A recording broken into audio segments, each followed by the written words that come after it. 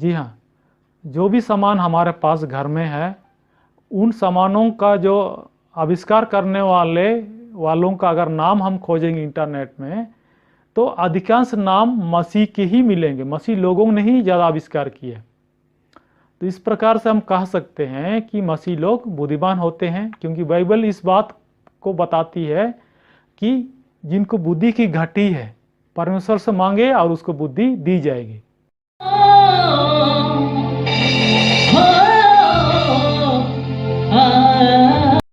Press the Lord, जय मसीह की। मैं हूं सुनील और आप देख रहे हैं योर लाइफ चैनल। दोस्तों, आज का विषय है मसीह लोग बुद्धिमान क्यों होते हैं। जी हाँ, हम पवित्र बाइबल के आधार पर देखेंगे और ये जानने का प्रयास करेंगे कि मसीह लोग वास्तव में बुद्धिमान होते हैं या नहीं होते हैं। अगर आप भी इस बारे में जानना चाहते हैं तो मेरे साथ बने रहिए, मेरे वीडियो को देखते रहिए। तो आइए हम सीधे बाइबल में चलते हैं और पहला वचन हम देखेंगे, याकूब की पत्री अध्याय 1 वचन 5। यहाँ पर लिखा हुआ है, पर यदि तुम में से किसी को बुद्धि की घटी हो तो परमेश्वर से मांगे, जो बिना उलाहना दिए सबको उदारता से देता है और उसको दी जाएगी। जी हाँ, बाइबल यहाँ पर स्पष्ट रूप से हमें बताती है, अगर हम में बुद्धि की घटी हो, अर्थात हमें बुद्धि की जरूरत हो, तो परमेश्वर से मांगना चाहिए और परमेश्वर बिना उलाहना दिए सबको उदारता से देता है, उसको दी जाएगी। तो बाइबल हमें परमेश्वर से बुद्धि मांगने का सुझाव देती है। अगर हम परमेश्वर से बुद्धि मांग लेते हैं तो हमारे पास बुद्धि आ जाएगी और हम बुद्धि में भरपूर हो जाएंगे। और यहाँ पर ध्यान देने वाली बात है, मसीह लोग का मेरा मतलब है वैसे लोग जो लोग यीशु मसीह पर पूरी तरह से विश्वास करते हैं और अपने पापों का क्षमा भी प्राप्त कर लिया हो। मेरा मतलब ऐसे मसीहों से है। तो अगर आप सचमुच में यीशु मसीह को उद्धारकर्ता स्वीकार किए हैं, अपने पापों की क्षमा प्राप्त की है और आपको बुद्धि की जरूरत है, तो परमेश्वर से मांगे तो परमेश्वर आपको उदारता से देता है, क्योंकि परमेश्वर का वचन सच्चाई पर आधारित है। इसमें किसी प्रकार का मिलावटी नहीं है। आप मांग करके तो देखिए परमेश्वर आपको बुद्धि देता है या नहीं देता है। तो इस प्रकार से मसीह लोगों के लिए अच्छी बात है कि परमेश्वर बुद्धि देने का वचन दिया है। बुद्धि की कमी रहेगी तो हम परमेश्वर से मांग करके हम बुद्धि में भरपूर हो जाएंगे। और आगे हम देखेंगे, बाइबल से कुछ उदाहरणों को देखेंगे और इस आधार पर हम समझने का प्रयास करेंगे कि सचमुच में जो सच्चे मसीह है वे लोग बुद्धिमान होते हैं। अगला पुस्तक हम देखेंगे, पहला राजा अध्याय 3 वचन 5 लेकर के 14 तक। यहाँ पर हम राजा सुलेमान के बारे में पढ़ते हैं। जो राजा सुलेमान ने परमेश्वर से बुद्धि की मांग की और परमेश्वर उसको इतना बुद्धि दिया कि सारे विश्व में बुद्धिमान राजा के रूप में जाना जाता है। और परमेश्वर ने बुद्धि तो उसको दिया, साथ ही साथ धन संपत्ति भी बहुत ज़्यादा दिया और सबसे धनवान राजा हुआ। और उसकी बुद्धि इतनी तेज थी कि हर जो फैसला, जो भी उसके राज्य में जो भी समस्या आती थी, उनका फैसला बहुत बुद्धिमानी से किया। उसका एक उदाहरण हम आगे में देखेंगे। आइए हम वचन पढ़ लेते हैं, किस प्रकार से राजा सुलेमान ने परमेश्वर से प्रार्थना किया था। हम देखेंगे पहला राजा अध्याय 3 वचन 5 से लेकर 14 तक। सुलेमान परमेश्वर से बुद्धि के लिए प्रार्थना करते हैं, तू अपने दास को अपनी प्रजा का न्याय करने के लिए समझने की ऐसी शक्ति दे कि मैं भले बुरे को परख सकूं, क्योंकि कौन ऐसा है कि तेरी इतनी प्रजा का न्याय कर सके। तो यहाँ पर राजा सुलेमान परमेश्वर से प्रार्थना करके मांगते हैं कि मेरे पास बहुत सारे प्रजा हैं, मैं उन पर उनका कैसे न्याय करूं, मुझे बुद्धि की ज़रूरत है। अच्छा क्या है, बुरा क्या है, इन सारी चीज़ों को मैं समझ सकूं और अपने प्रजा का सही न्याय कर सकूं। इस प्रकार से सुलेमान परमेश्वर से प्रार्थना कर रहा था।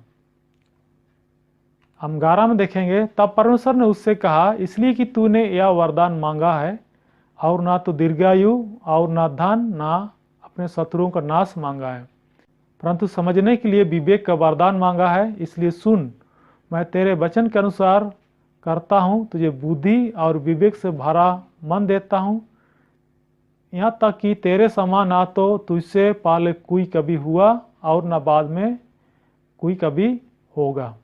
जी हाँ, राजा सुलेमान की प्रार्थना परमेश्वर सुन लेता है और उसको जवाब मिलता है कि तूने ना दीर्घायु मांगा, ना धन मांगा, ना अपने शत्रुओं का नाश मांगा है, तूने बुद्धि मांगा है और मैं तेरे वचन के अनुसार ही तुझको दूंगा। और यहाँ तक कि तू इतना बुद्धिमान होगा, तुझसे पहले कोई भी इतना बुद्धिमान नहीं था और तुम्हारे बाद भी कोई इतना बुद्धिमान नहीं होगा।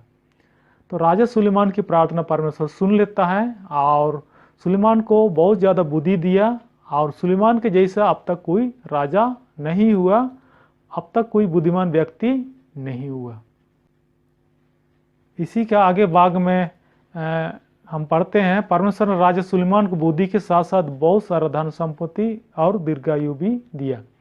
तो परमेश्वर राजा सुलेमान को बुद्धि तो दिया, साथ में धन संपत्ति और दीर्घायु भी दिया। तो परमेश्वर हमें बुद्धि देने वाला है, हमको बुद्धि देता है जब हम मांगते हैं।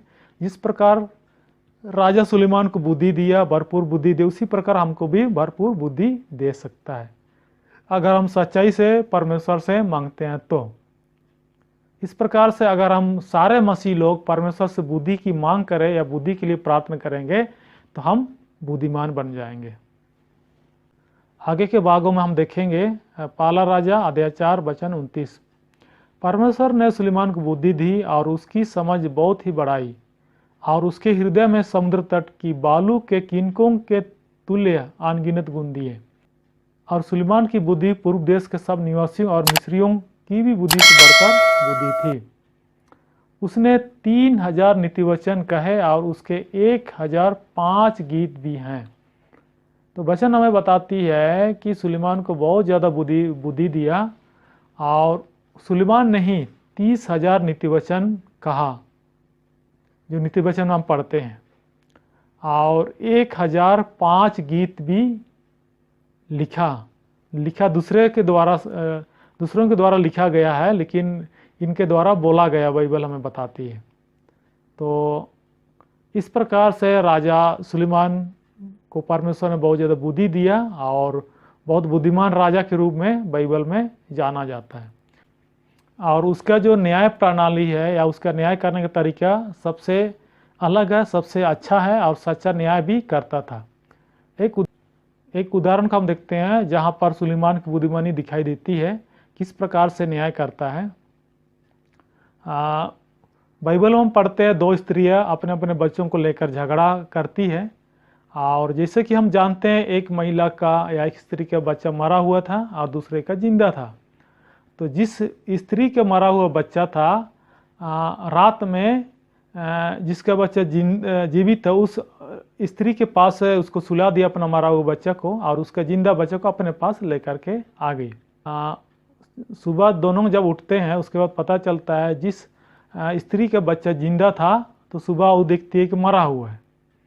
उसके बाद दूसरा औरत से बोलती है कि ये मेरा बच्चा को तूने ले लिया है, इस प्रकार का।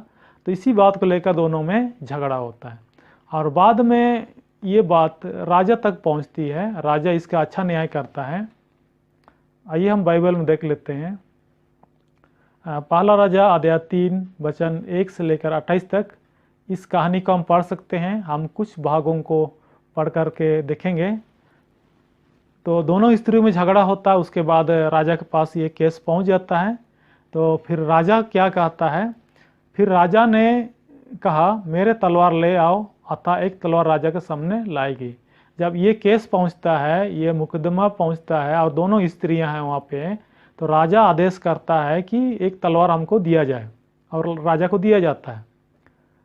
25 में पढ़ते हैं, तब राजा बोला जीवित बालक को 2 टुकड़े करके आधा इसको आधा उसको दो। तो राजा क्या बोलता है कि ये जो एक जीवित बच्चा है उसको 2 टुकड़े करना है, आधा एक स्त्री को आधा दूसरी स्त्री को देना है।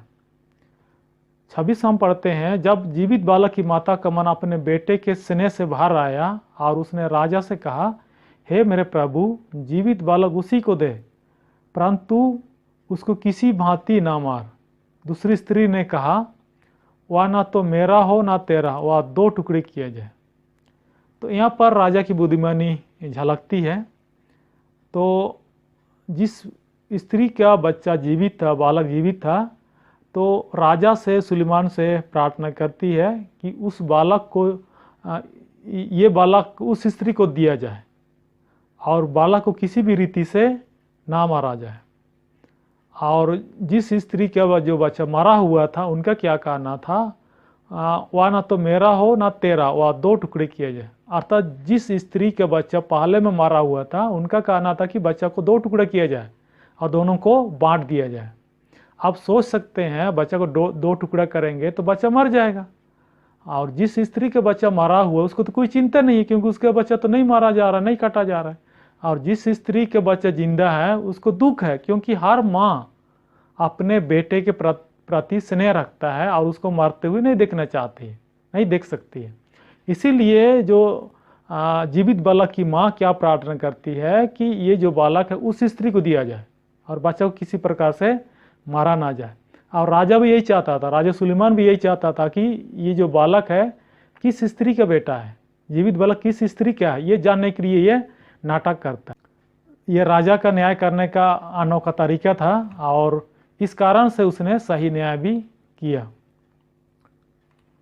27वां पढ़ते हैं, तब राजा ने कहा, पाली को जीवित बालक दो, किसी भांति उसको ना मारो, क्योंकि उसकी माता वही है। तो इस प्रकार से खुलासा हो जाता है कि जीवित बालक वास्तव में किस स्त्री का बेटा है। तो इस प्रकार से राजा सुलेमान अच्छा न्याय किया अपने सारे प्रजाओं का, और बाइबल में सबसे बुद्धिमान राजा के रूप में जाना जाता है। जी हाँ, जो भी सामान हमारे पास घर में है, उन सामानों का जो आविष्कार करने वालों का अगर नाम हम खोजेंगे इंटरनेट में, तो अधिकांश नाम मसीह के ही मिलेंगे, मसीह लोगों ने ही ज़्यादा आविष्कार किए। तो इस प्रकार से हम कह सकते हैं कि मसीह लोग बुद्धिमान होते हैं, क्योंकि बाइबल इस बात को बताती है कि जिनको बुद्धि की घटी है, परमेश्वर से मांगे और उसको बुद्धि दी जाएगी। तो इस प्रकार से ये बाइबल का जो बात है, वचन है, ये वर्तमान में भी फिट बैठती है। और अधिकतर मसीहों ने ही नए नए मशीनरी या इलेक्ट्रॉनिक सामानों का या बहुत सारी चीज़ों का आविष्कार किए हैं। इसलिए अगर आप में बुद्धि की कमी है, घटी है, अगर आपको बुद्धि चाहिए तो परमेश्वर से मांगिए, परमेश्वर आपको भरपूर बुद्धि ज्ञान देगा, क्योंकि राजा सुलेमान को दिया, आपको भी देगा। परमेश्वर किसी से पक्षपात नहीं करने वाला है, तो आपको भी भरपूर बुद्धि दे सकता है। तो आज का इस वीडियो से आपको समझ में आ गया होगा कि मसीह लोग बुद्धिमान होते हैं, और इसके बारे में मैं बाइबल से वचन को पढ़कर सुनाया। और वर्तमान में भी आप देख सकते हैं, अगर आप भी बुद्धिमान बनना चाहते हैं तो परमेश्वर से प्रार्थना करिए, और परमेश्वर आपको बुद्धि जरूर देगा, भरपूर बुद्धि देगा, और फ्री में देगा, आपसे कुछ पैसा नहीं लेगा। क्योंकि परमेश्वर कुछ भी देता है तो उदारता से देता है, उसको हमारा कोई भी चीज़ की ज़रूरत नहीं है। परमेश्वर हमारा मन को देखता है, हमारा मन फिराना को देखता है। अगर हम मन फिराते हैं, अपने पापों से पछताव करते हैं, तो हमारी प्रार्थना सुनी जाएगी और परमेश्वर हमको भरपूर बुद्धि देगा। तो दोस्तों, आज की वीडियो आपको कैसी लगी, अपनी प्रतिक्रिया जरूर दें। और अगर आपने अभी तक मेरे चैनल योर लाइफ को सब्सक्राइब नहीं किया तो प्लीज़ सब्सक्राइब कर लें, और सब्सक्राइब करने से आपको वीडियोस की नोटिफिकेशन मिलती रहेगी और सबसे पहले आप वीडियोस को देख पाएंगे। वीडियो देखने के लिए आपको बहुत बहुत धन्यवाद। परमेश्वर आपको आशीष दे। आमीन।